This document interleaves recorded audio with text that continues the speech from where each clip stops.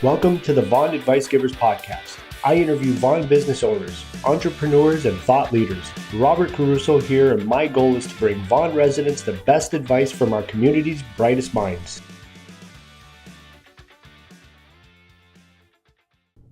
This podcast is brought to you by the value-driven approach to sell real estate, a practical guide to protect yourself from real estate greed and bank an extra $30,000 in profit by thinking like the great Warren Buffett. For a free copy of this book, visit www.getafreebookforcharity.com.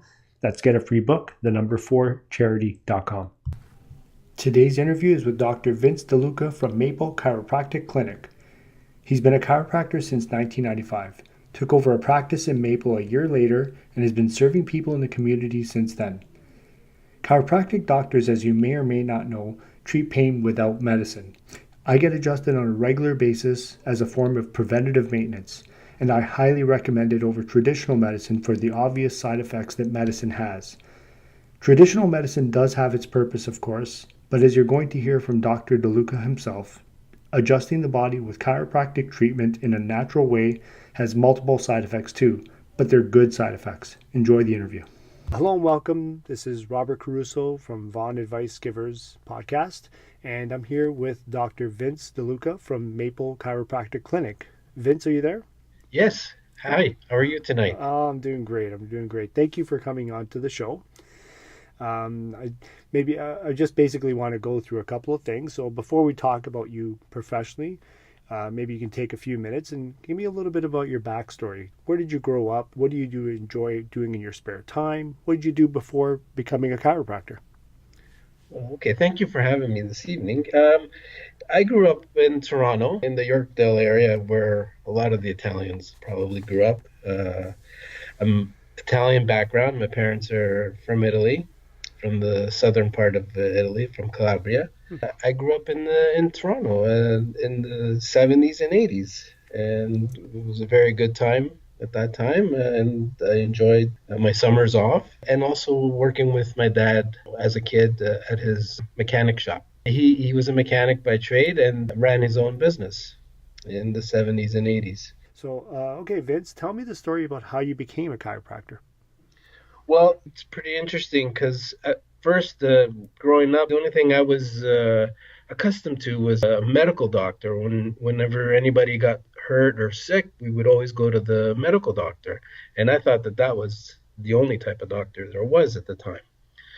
But when my dad, who's a mechanic by trade, was diagnosed from back then when they called the pinched nerve in his neck, and he couldn't use his arm for the pain that he was going through, and he ended up going to a chiropractor. And on a few occasions, I drove him there, and I really learned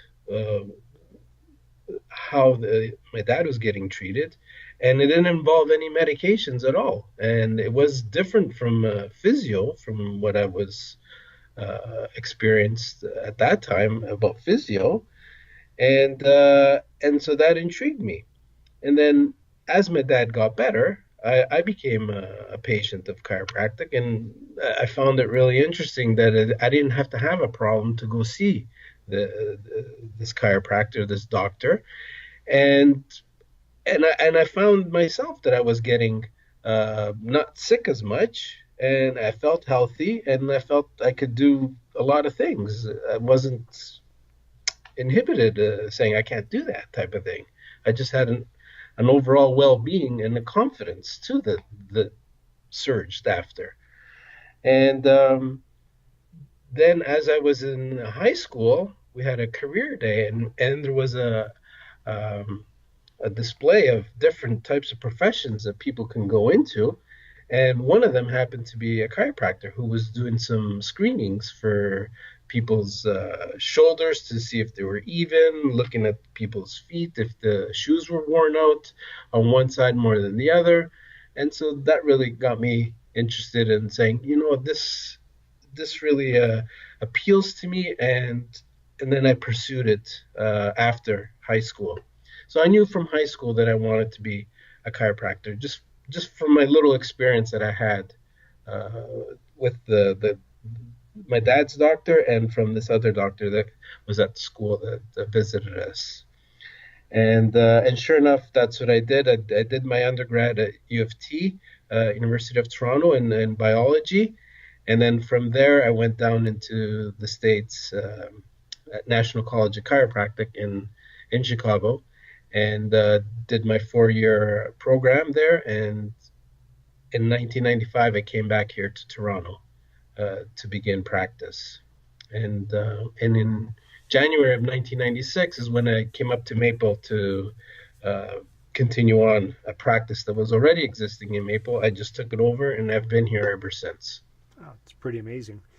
So I'm sure you've had challenges. What is one of your biggest challenges while doing what you do now? Okay, I mean, at that time, coming out of school, running a business was very challenging. No one really prepares you for business part of it. We, you definitely learn about uh, the body and the anatomy and how everything functions, and you're confident as to even to deal with the people that way. But when it came to business, that I found that was pretty challenging because um, I found it difficult because people up in Canada, in the States, you go to a doctor, whether it's medical or chiropractor, and there's a fee for that service. Back here in Canada, you had to charge. There was no getting around it. The doctors in Canada, or at least in Ontario, they have the OHIP that covers them for their visits, whereas for chiropractors, uh, we have to charge a fee for our service because we're not fully funded by OHIP at that time. And then in the mid 2000s so far, 2005 or 2003, 2004, I think is when um, the Ontario Liberals cut us from the OHIP, and then now the patient had to pay the whole price by themselves. Hmm. Now, so that was a big challenge in dealing with the people's perception of chiropractic too. Um, a lot of them do what their doctors tell them. So if the doctor says, "Oh, go see physio, don't go see the chiropractor," for whatever reason, people follow them. People use the doctors as their guide and as the authority as to their health.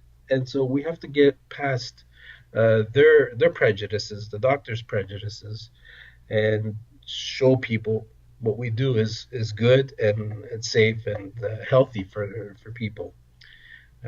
It's the alternative to the medications that people are taking. That we wanted to promote chiropractic as being a health science and to treat people primarily as a primary physician. And so that's been one of the big challenges I faced in practice. I can totally understand that. I mean, I know in the States, everybody pays for all medical services, so paying for chiropractic work would be kind of a natural thing. Right. Whereas here, because we're so just used to giving them that health card and getting whatever we need, and then when they find out they have to pay for services, it could be a hurdle that would have to be definitely overcome, right? So, Right. but knowing chiropractic work and using chiropractic work, I know the benefits, and I absolutely do not like using any kind of medicine as much as possible. So going the natural, healthy way is is the way that I would recommend anyway. So well, that's great. I'm glad you gave us that information. So let's pretend we can go back in time right before you started doing chiropractic work. Knowing what you know now, what's one piece of advice you would give your former self? Okay. Well, the one uh, couple of things. One of them is to don't give up. I mean, things uh, back then, as you're coming out, you're learning. As we go through life. Even our practice, they call it practice, right? They call it practice for a reason because you're learning all the time, and you are practicing on people, but you don't give up. You persevere. You go through your challenges, and you get through them, and there's a light at the end of that tunnel, and so you don't give up. And in doing that, you trust your instincts. We've been given a sense, a sixth sense, let's say, and it warns us when there's dangers ahead, and when it's safe to do things, and we trust those instincts. There's a uh, we tend to get we tend to go through a struggle between our minds that are educated and our inner voice that says, okay, and there's a balance there that we have to find, and it comes through the instincts that we have to get us through whatever hard times we go through. So those two pieces of information I would reinforce to myself back then. Oh, excellent. That's really good to hear. So take me to a time when you thought, wow, I'm making a difference. Can you tell me a story about that? There was one just happened recently, and there's many of them. There was a lady that brought in her elderly father. He's probably about 85 or 84, and she brought him in because he has jaw pain, and the doctors, the dentist, no one could figure out what's going on with him. And so she called me up on the phone and says, "Can you help him?" I says, "Well, I can treat what I find, and however his body responds to it, uh, that's how it's going to be." So she came in, and we did see him, and within 3 visits, she comes and says to me, "Dr. DeLuca, what have you done with my dad? Something is different here." And I said, "Oh, what do you mean? Is he better with his jaw pain?" He goes, "Yeah, he's better with his jaw pain, but it's not the jaw pain. It's his mood has improved, his eating has improved, his whole lifestyle, his demeanor. He wasn't angry as much anymore, and everything about this person." She goes, "You totally gave back my father that was missing for the last how many years? 5 years, I think she said." So when I heard that, I said, "Well, this is what chiropractic is about. It's not just about this physical pain that people always come in with. I mean, that's part of it. We try to work to get rid of that, but it's the positive side effects of the adjustment. When we remove that interference off the nervous system, the whole body is able to relax properly and shine as it was meant to be. Now at 85, we're not going to go back and fix everything that's been wrong with this gentleman. That'll probably take some time, but we weren't even trying to do that. We were just trying to correct different areas of the spine that were interfering with the nervous system, and the body totally accepted it for him, and she was very, and his whole family was happy with him, up to the point where he even felt confident enough to get his driver's license back in this coming month in February, that he was scheduled to go for a driver's test again. Wow, that's an amazing story. Wow, Yeah, that's great. it's incredible. All right, Vince. So let me dig a little bit deeper. So take about 5 minutes if you can on this one. Imagine you're dropped on an island, and on this island there's no chiropractors whatsoever. List all the benefits of them using your services. Okay. The the first thing, a lot of people when they think of chiropractor, they think of back pain, and and I guess justifiably so, because uh, it's better than any medication that's out there. And physically, if something is off with your back, the medication, well, it goes into your bloodstream, it goes everywhere uh, that the blood goes to, but it doesn't physically move the skeleton back into its proper posture, let's say. So definitely people would associate chiropractic with the back pain. So the first benefit of the chiropractic would be the pain that's associated with people. Now, but as that superficial pain is removed, the other points that are important to remember when the nervous system is under strain, is that fatigue levels will improve. The body will now somehow have a resurgence, a feeling of well-being that it can basically conquer anything. So on this desert island, you'll be able to do the cooking, the cleaning, the chopping down of trees, the making of the fire, everything. You feel like a Superman just by removing interference from the spine. So the fatigue levels of the person will definitely improve by getting adjusted regularly.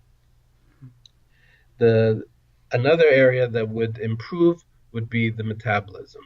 There's a lot of nerves going from the spine to the organs, to the stomach, to the heart, to the lungs, large bowels, the pancreas, the heart. All those organs are involved with um, your metabolism and getting the blood flowing through the different organs and to the big muscles too. Um, when the interference from the nervous system is removed, the metabolism, the nervous system to these areas are also being improving. They're able to function better and they're able to perform better too. A third aspect, which would be improved also by the adjustments or the benefits of chiropractic, would be to improve the immune system. So people on this island would also be a lot healthier too. And in the early 1900s, when the flu epidemic was going on at the end of the First World War, many people were incapacitated and a lot of them died. But they found a group of people in the States that were getting adjusted regularly. And in this community, they didn't have as many casualties as people that were living outside of these communities that weren't getting adjusted. So the immune system is definitely improved by doing the chiropractic adjustments.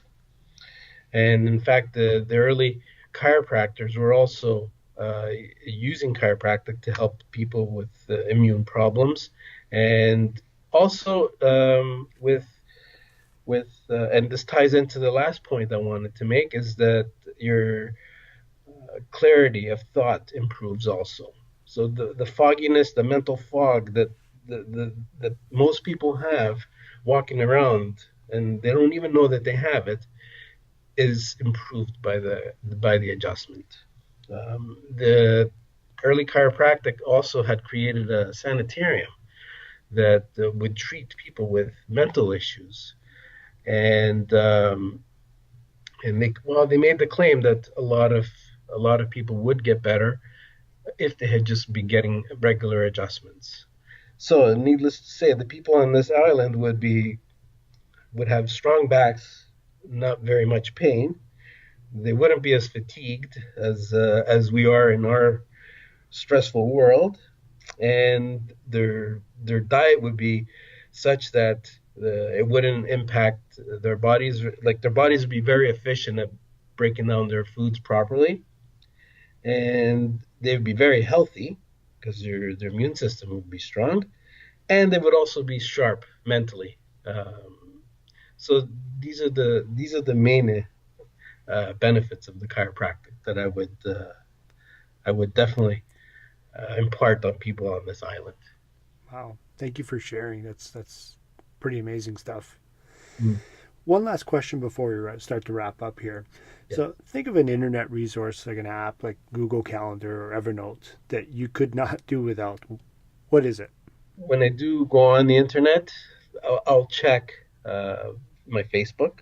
I'll Mm-hmm. check to see what other people are doing in the community, and then I'll also look up chiropractic journals to keep up to date with current events that are happening.